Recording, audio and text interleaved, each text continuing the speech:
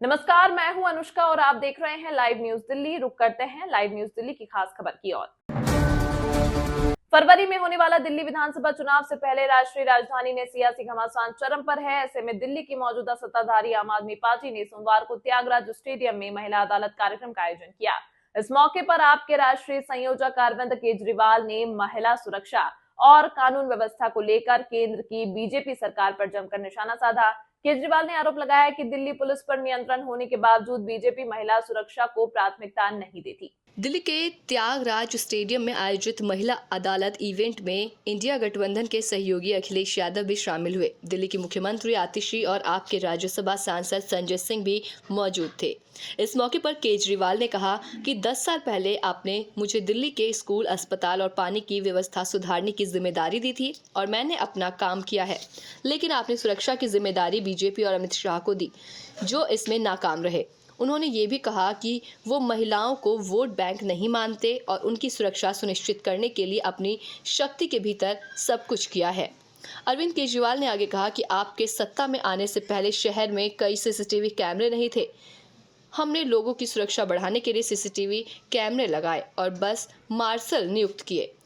आम आदमी पार्टी की ओर से बुलाई गई महिला अदालत 2012 के दिल्ली गैंगरेप की 12वीं बरसी पर आयोजित की गई थी। इस घटना ने राष्ट्रीय स्तर पर आक्रोश पैदा किया था और इसके बाद कड़े बलात्कार विरोधी कानून भी बनाए गए थे। आपकी ओर से बुलाई गई महिला अदालत में यौन उत्पीड़न से बचने वाली कई महिलाओं ने अपने दर्दनाक अनुभव साझा किए। कई महिलाएं भीड़ के सामने अपना अनुभव याद करते हुए भावुक भी हो गई। अखिलेश यादव ने इस दौरान महिला सुरक्षा को लेकर केजरीवाल के आरोपों को दोहराया और आम आदमी पार्टी की प्रशंसा की। उन्होंने कहा कि गृह विभाग सिर्फ नाम के लिए है। अगर वे सुरक्षा प्रदान करने में सक्षम नहीं है तो गृह विभाग का काम कौन कर रहा है? कई राज्यों ने आपके स्वास्थ्य मॉडल को अपनाया है। वहीं बीजेपी ने इस इवेंट को लेकर आप पर पलटवार किया। भारतीय जनता पार्टी ने राज्यसभा सांसद स्वाति मालीवाल की उस शिकायत पर कार्रवाई करने की मांग उठाई, जिसमें उन्होंने केजरीवाल के सहयोगी विभव कुमार पर उत्पीड़न का आरोप लगाया था।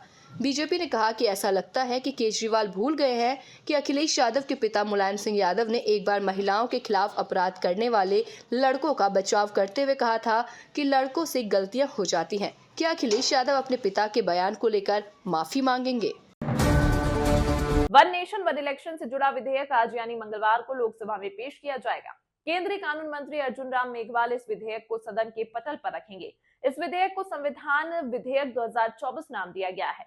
सरकार इस बिल को पेश करने के बाद संसद की संयुक्त समिति जेपीसी के पास भेजने की सिफारिश करेगी। विधेयक की कॉपी सांसदों को सर्कुलेट कर दी गई है। बीजेपी ने अपने सांसदों के लिए व्हिप जारी कर दिया है। वहीं कांग्रेस ने सुबह इमरजेंसी मीटिंग बुलाई और 3 लाइन की व्हिप जारी की थी। विपक्ष लगातार वन नेशन वन इलेक्शन का विरोध करता आ रहा है। फिलहाल लोकसभा में आज की कार्रवाई काफी हंगामेदार रहने वाली है। सपा अध्यक्ष अखिलेश यादव ने विरोध का ऐलान कर दिया है। उन्होंने कहा, एक तरफ से ये संविधान को खत्म करने का एक और षड्यंत्र भी है। वहीं केंद्रीय मंत्री किरेन रिजिजू ने कहा कि ये किसी पार्टी का नहीं बल्कि देश का मुद्दा है। देश देखेगा कि कैसे कांग्रेस हमेशा नेगेटिव रहती है। देश आज़ाद हुआ तो देश में एक देश एक चुनाव था, लेकिन कांग्रेस ने अपने हिसाब से वो बदल दिया। देश में हमेशा चुनाव ही होते रहते हैं, जिससे कि देश का काफ़ी नुकसान होता है। टीडीपी ने भी साफ कर दिया है कि वो एक राष्ट्र एक चुनाव के बिल को पूरा समर्थन करेगी। पार्टी ने अपने सांसदों के लिए व्हिप जारी किया है। तो वहीं वाईएसआरसीपी के सांसद पीवी मिथुन रेड्डी ने कहा, हम पहले से ही आम चुनावों के साथ साथ राज्य चुनाव भी करा रहे हैं। हमारे पास ज़्यादा मुद्दे नहीं हैं। हम बिल का समर्थन करेंगे। कांग्रेस सांसद मनीष तिवारी ने कहा, ये बिल संविधान के खिलाफ है, संविधान के मूलभूत ढांचे के खिलाफ है। हम इस बिल का विरोध करते हैं। कांग्रेस महासचिव जयराम रमेश ने कहा, ये संविधान बदलने का बिल बिगुल है। सपा सांसद रामगोपाल यादव ने कहा, हम इस बिल का विरोध करेंगे। ये बिल संविधान के खिलाफ है। शिवसेना सांसद प्रियंका चतुर्वेदी ने कहा, ये बिल संविधान के खिलाफ है। ये संविधान पर हमला है। चुनाव की प्रक्रिया के साथ छेड़खानी है। बीजेपी पावर सेंट्रलाइज्ड करना चाहती है। कितना कॉस्ट इफेक्टिव रहेगा, हमें ये पता नहीं है। हम इस बिल का विरोध करेंगे।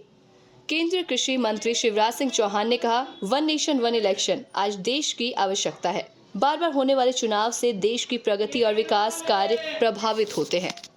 आज़ादी के बाद कई वर्षों तक एक साथ लोकसभा और विधानसभाओं के चुनाव होते रहे, लेकिन कांग्रेस ने अपने स्वार्थ के लिए विधानसभाओं को भंग करना शुरू कर दिया और देश को बार बार चुनाव कराने की प्रक्रियाओं में उलझा दिया।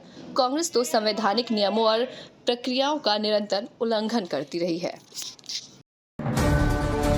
पुष्पा 2 के प्रीमियर के दौरान हैदराबाद के संध्या थिएटर में हुई भगदड़ के मामले में शुक्रवार को अल्लू अर्जुन को गिरफ्तार किया गया था। इस भगदड़ के दौरान 35 साल की एक महिला की मौत हो गई और उसका 9 साल का बेटा गंभीर रूप से घायल हुआ।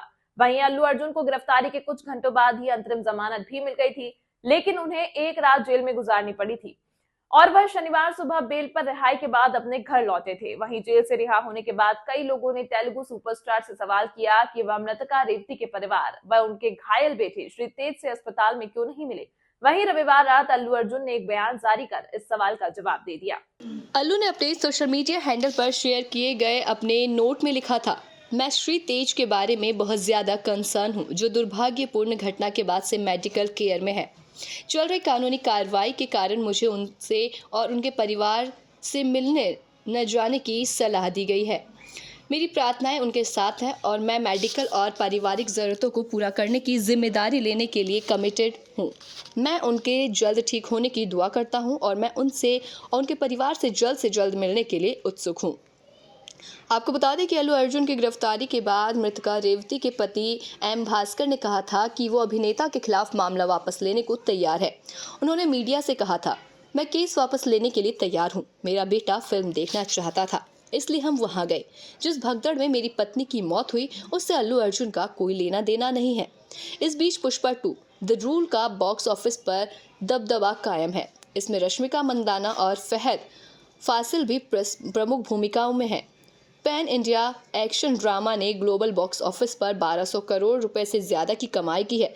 इसके हिंदी डब वर्जन ने भी भारत में 500 करोड़ रुपए से ज़्यादा की नेट कमाई की है और देश भर में सभी भाषाओं में ये 900 करोड़ के पार हो गई है। अधिक जानकारी व अपनी बात लाइव न्यूज दिल्ली चैनल पर दुनिया तक पहुंचाने के लिए हमारी वेबसाइट www.livenewsdelhi.com पर संपर्क कर सकते हैं।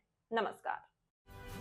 अभी सब्सक्राइब करें हमारे चैनल लाइव न्यूज दिल्ली को और साथ में बेल आइकन दबाना ना भूलें। Live news Delhi.